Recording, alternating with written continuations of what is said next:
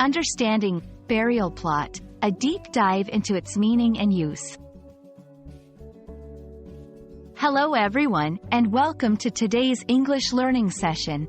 Today, we're going to explore a very specific but interesting phrase, burial plot.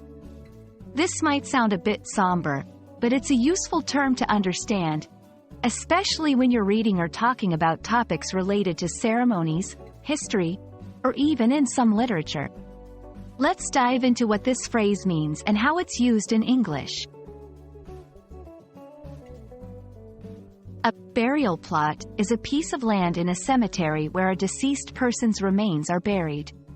It's important to understand that this term specifically refers to the physical space or piece of land, not the act of burying or the ceremony itself. When we say plot, in general English, it usually means a small area of land used for a specific purpose. In the case of a burial plot, this purpose is for laying someone to rest. While it's a term related to land, burial plot carries a lot of emotional and cultural significance. It's often a place of memory and respect for the deceased. Families might choose a burial plot because of its location, its proximity to other family members, or even the scenery around it.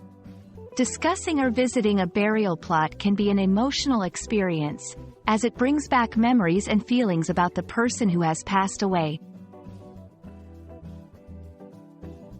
You might encounter burial plot in various contexts. In literature, it might be used to set a scene or convey a mood.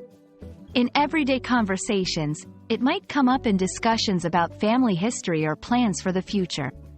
It's a formal term and is usually not used in casual or light-hearted conversations due to its association with death and mourning. Let's see how burial plot can be used in sentences. 1. They visited the family's burial plot to pay their respects. 2. Choosing a burial plot can be an important part of funeral planning. 3. The novel described an old, forgotten burial plot at the edge of the village.